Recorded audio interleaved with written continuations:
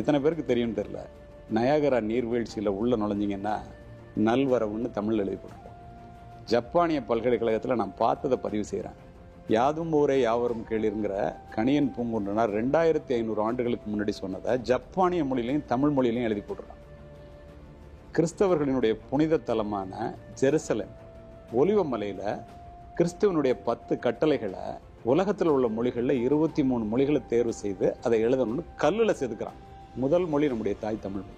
மகாத்மா காந்திக்கும் டால்ஸ்டாய்க்கும் உறவு இருந்தது, கடித உறவு இருந்தது. நீங்கள் சொன்ன அன்பு, கருணை, காதல்னா இதெல்லாம் அவர் மகாத்மா காந்தி படித்து ரொம்ப அதை பற்றி வியந்தவர்.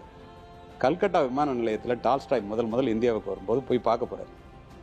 அவர் தெளிவாக அழைச்சோன்னே, நீங்கள் எழுதுகிற கதைகள் என்னை ரொம்ப பாதிக்குது, அஹிம்சையை உங்கள்கிட்ட நான் கற்றுக்கிட்டேன், இதெல்லாம் எங்கேருந்து எடுக்கிறீங்கன்னு கேட்குறாரு. இந்தியாவில் தென் தமிழ்நாட்டில் திருக்குறள் எழுதுன திருவள்ளுவருடைய திருக்குறள் இருந்தானே எடுக்கிறேன் அப்படின்னோடனே வியந்து போன அவர், என்ன இப்படி சொல்கிறீங்க அப்படின்னோடனே, என்ன செய்தாரை ஒருத்தல் அவர் நானும் நன்னையும் செய்து விடல் தான் மகாத்மா காந்திக்கு டால்ஸ்டாய் எழுதினதன் மூலமாக அகிம்சையே கற்றுக் கொடுத்துக்கிறாங்க. இதெல்லாம் விட ஒன்று சொல்லி முடிக்கிறேன். மார்ட்டின் சைபர் ஸ்மித்னு சொல்லி ஒரு மிகப்பெரிய மனிதர். அவர் இந்த தமிழ் மொழியில் ஆய்வு பண்ணுறவர். உலக மொழிகள் எல்லாத்தையும் ஆய்வு பண்ணிட்டு தமிழ் மொழிக்கு வர்றாரு.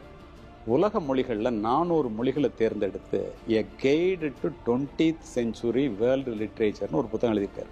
400 மொழிகளை தேர்ந்தெடுத்து ஒவ்வொரு மொழிக்கும் ஒவ்வொரு பேரா 4 லைன் எழுதுறாரு.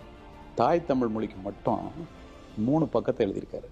யாயும் யாயும் யாராகியரோ எந்தையும் நுந்தையும் எம்முறை கேளிர் யானும் நீயும் எவ்வளி அரிதும் செம்புல பேர் நீர் போல அன்புடை நெஞ்சம் தாம் கலந்தனவேன்னு குறுந்தொகை பாட்டு அதில் எழுதுறாரு. யார்? ஆங்கிலேயர். அதை குறிப்பிட்டு அவர் என்ன சொல்றாரு, இந்த சங்க பாடல்கள் ஒரு இலக்கிய நயம் மட்டும் இல்லை, ஒரு கவிதை நயத்தோடு இருக்கு, உலகத்தில் இதை மீறின மொழி எதுவுமே இல்லைன்னு சொல்லிட்டு 3 பக்கத்தை எழுதுறாரு. தாய் தமிழோட சிறப்பை வெளிநாட்டுக்காரன் தெரிஞ்சு வச்சிருக்கும் போது நம்ம அதை செய்யலைன்னா ஒரு மொழி அழிஞ்சிச்சுன்னா ஒரு இனம் அழிஞ்சிரும், நமக்கு அடையாளமே இல்லாமல் போயிடுவோம்.